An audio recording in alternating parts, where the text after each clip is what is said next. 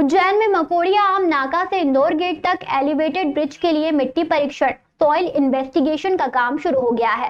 इसकी जांच रिपोर्ट से स्पष्ट हो पाएगा कि खड़े किए जाने वाले पिलर पर कितना लोड लिया जा सकता है और उसकी डिजाइन कैसी रखी जाए। इस मार्ग पर सॉइल इन्वेस्टिगेशन के बाद सही मशीनें निकास चौराहे वाले मार्ग पर भी पहुंचेगी। 12 मई को मुख्यमंत्री डॉक्टर मोहन यादव ने उज्जैन में सिंहस्थ व विकास कार्यों की समीक्षा के दौरान 2 मार्ग पर एलिवेटेड ब्रिज के निर्माण के लिए मंजूरी दी थी। उन्होंने अधिकारियों को ब्रिज निर्माण की संभावनाओं के लिए सर्वे सहित अन्य प्रक्रियाओं को पूरा करने को कहा था। वे यही बोल रहे थे कि इन ब्रिज के ऊपर पिलर जोड़ने की गुंजाइश भी रखें ताकि भविष्य में इनमें मेट्रो भी निकाल सके।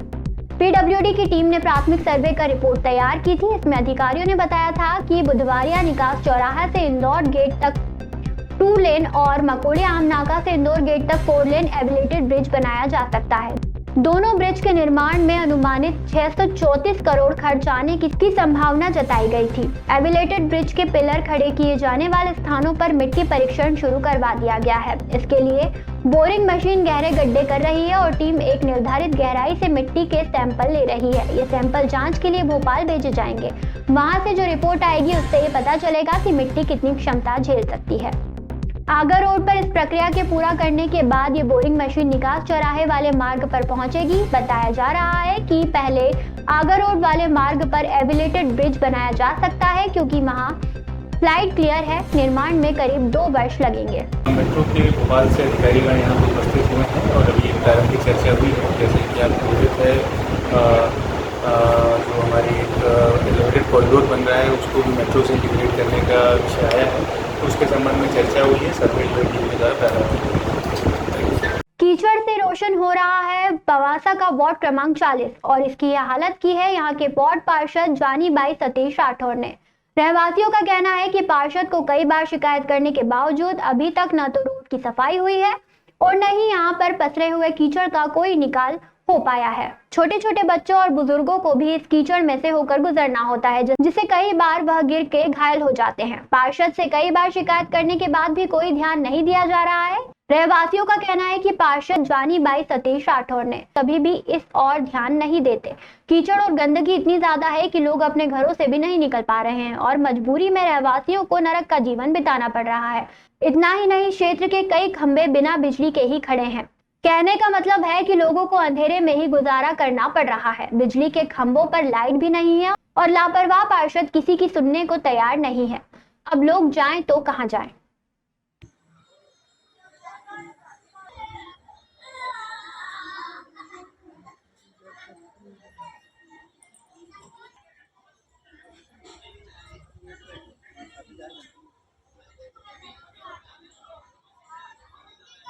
उज्जैन के निनौरा में जल संसाधन विभाग द्वारा कराए जा रहे खान नदी डायवर्शन के काम के दौरान शुक्रवार को एक बड़ा हादसा हुआ। सुपरवाइजर और उसका साथी खादान में गिर गया और घायल हो गए।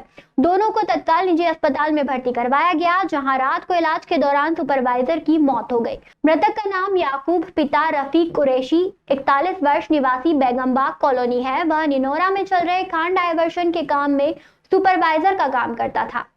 फ्राइडे दोपहर याकूब और उसका साथी कमल चौधरी निवासी दिल्ली खदान में गिरकर घायल हो गए।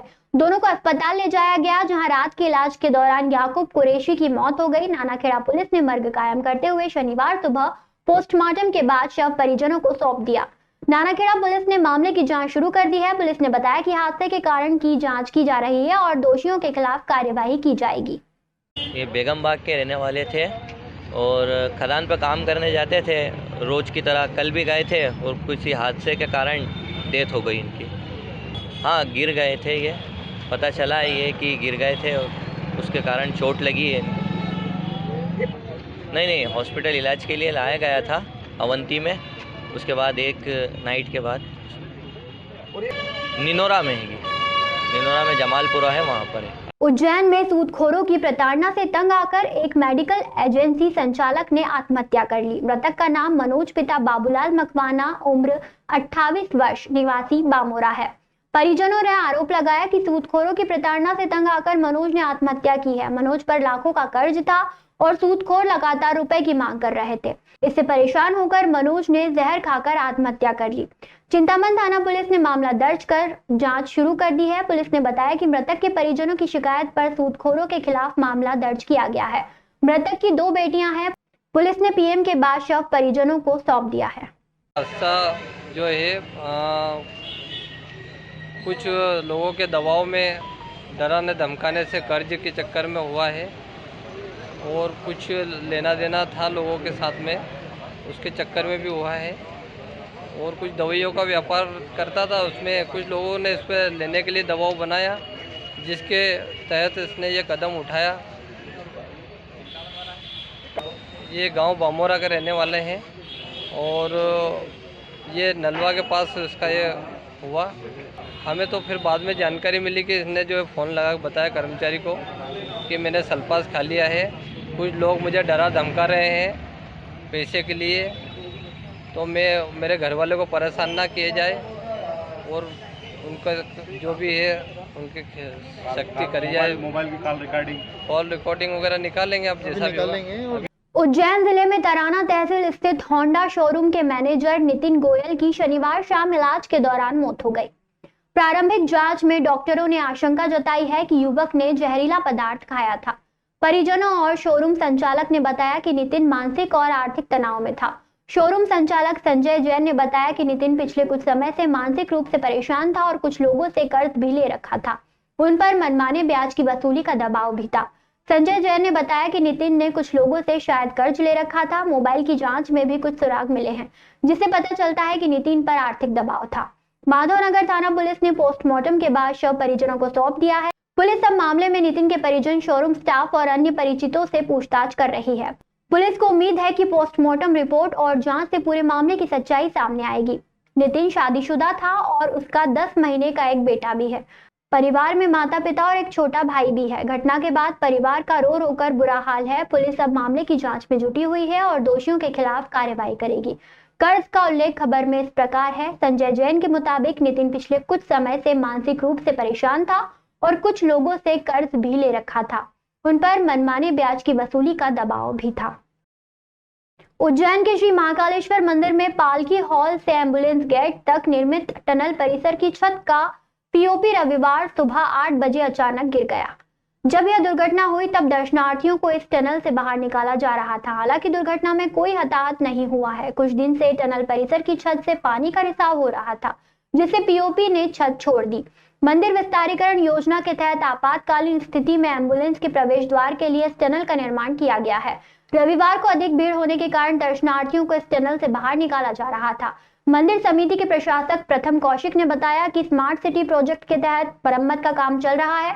उन्होंने स्मार्ट सिटी के अधिकारियों और मंदिर के इंजीनियरों को तत्काल सुधार के लिए निर्देश दिए हैं। गौरतलब है कि महाकाल मंदिर में हॉल में कई स्थानों पर नया निर्माण हुआ है। बारिश के मौसम में नवनिर्मित छतों से पानी रिसाव की समस्या सामने आ रही है, जो पीओपी गिरने का खतरा बना हुआ है।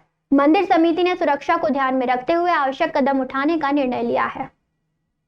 उज्जैन जिला सीएम हेल्पलाइन शिकायतों के संतुष्टिपूर्वक निराकरण में प्रदेश में पहले स्थान पर रहा है। उज्जैन कलेक्टर रोशन कुमार सिंह ने जानकारी देते हुए बताया कि गुड गवर्नेंस और सुशासन के इस प्रयास को अधिकारी कर्मचारी कर रहे हैं, जिसके कारण आज हमने यह मुकाम हासिल किया है। सीएम हेल्पलाइन शिकायतों के निराकरण करने में जिला प्रदेश में चौथे स्थान पर रहा है।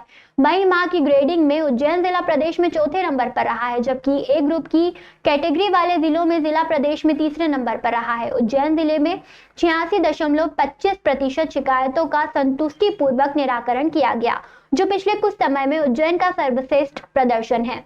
उज्जैन कलेक्टर ने कहा कि गुड गवर्नेंस और सुशासन के प्रयास को आगे भी जारी रखा जाएगा और शिकायतों के निराकरण को बेहतर रूप से करने का प्रयास करेंगे।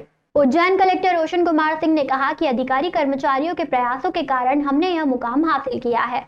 हम आगे भी शिकायत के निराकरण को बेहतर रूप से करने का प्रयास करेंगे और लोगों को संतुष्टिपूर्वक सेवा प्रदान करेंगे। ये खुशी है कि पूरे जिले के अधिकारियों के कर्मचारियों के माध्यम से प्रयासों से शिकायतों के निराकरण में हमने बहुत अच्छी स्थिति हासिल करी है और संतुष्टि से शिकायतों का जो निराकरण होता है उसमें पूरे प्रदेश में उज्जैन जिला पहले स्थान पर है और हम उम्मीद करते हैं कि आगे भी गुड गवर्नेंस सुशासन के इस प्रयास को हम लोग जारी रखेंगे और आगे भी शिकायतों के निराकरण में, जिससे कि हम सुशासन को स्थापित कर सके, हम बेहतर प्रयास करते रहेंगे।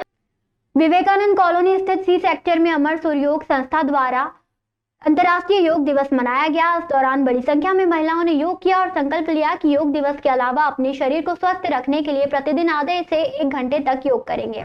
अगर सूर्योग संस्था द्वारा आयोजित योग के कार्यक्रम में मुख्य अतिथि नगर निगम सभापति कलावती यादव और विशेष अतिथि वार्ड क्रमांक 36 की पार्षद दुर्गा शक्ति सिंह चौधरी थी।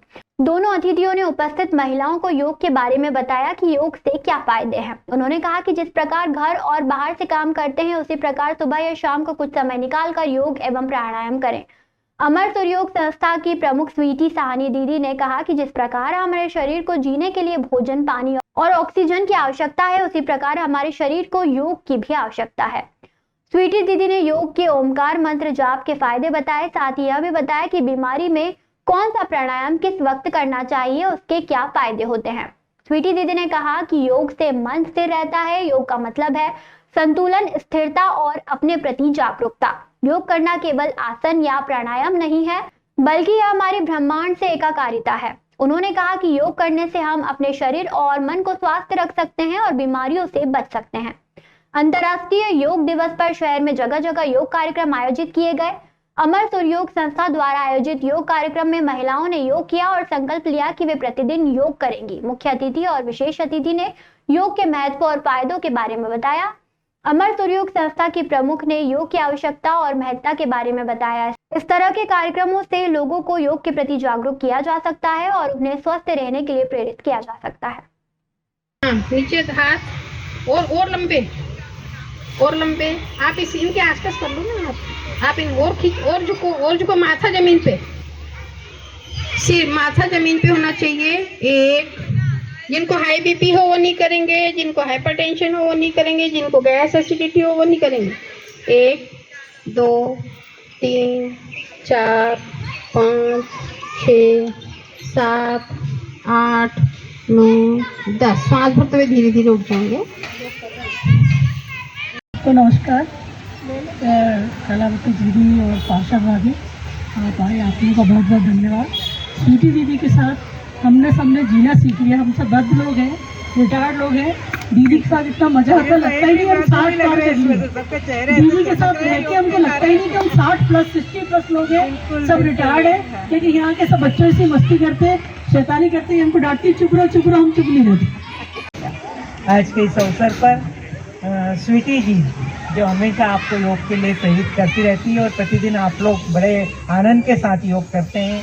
हमारी इस क्षेत्र की पार्षद भाभी दुर्गा भाभी और आप सब योग साधिका हैं।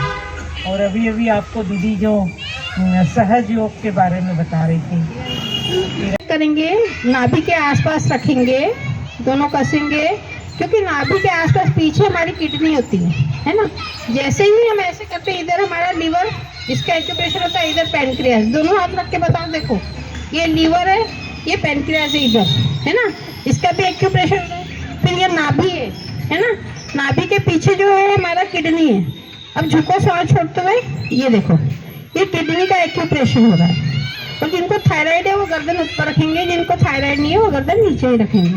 1 2 3 श्वास भरते हुए ऊपर, एक बार फिर से श्वास छोड़ते हुए नीचे। मानसिक स्वास्थ्य, अपने शारीरिक स्वास्थ्य और अपने आत्मिक स्वास्थ्य, मन के लिए ये योग प्रतिदिन करेंगे तो निश्चित रूप से हम सब स्वस्थ तो रहेंगे ही।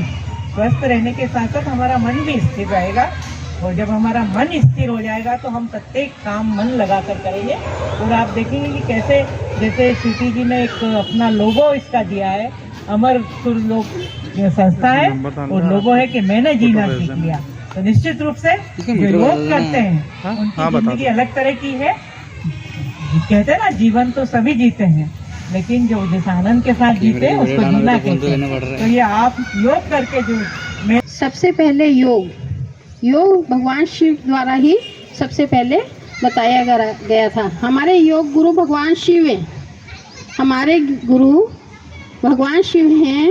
तो हम सबसे पहले ओम का नाद करेंगे सब। पहले ईला नाड़ी पे ताकि हम पुरानी बातें भूल जाएं, फिर पिंगला नाड़ी पे ताकि भविष्य की चिंता न करें, फिर सुषुम्ना में हम ओम का जाप करेंगे। सबसे पहले ईला नाड़ी पे सब एक साथ जाप करेंगे, दोनों हाथ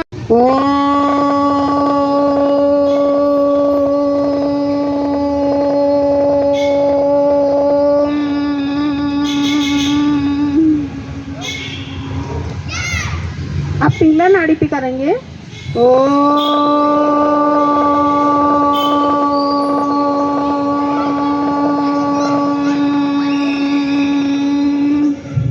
आप सुषुम्ना में आ जाएंगे, यानी कि मध्य में। अब हम वर्तमान में आ तो हमारा आत्मा का परमात्मा से मिलन होता है। जब हम योग करते हैं तो सिर्फ योग यही क्यों होना चाहिए, वर्तमान में जीना, हमको योग से ही जुड़े रहने हैं। अब हम सुषुम्ना में करेंगे ओम का जाप।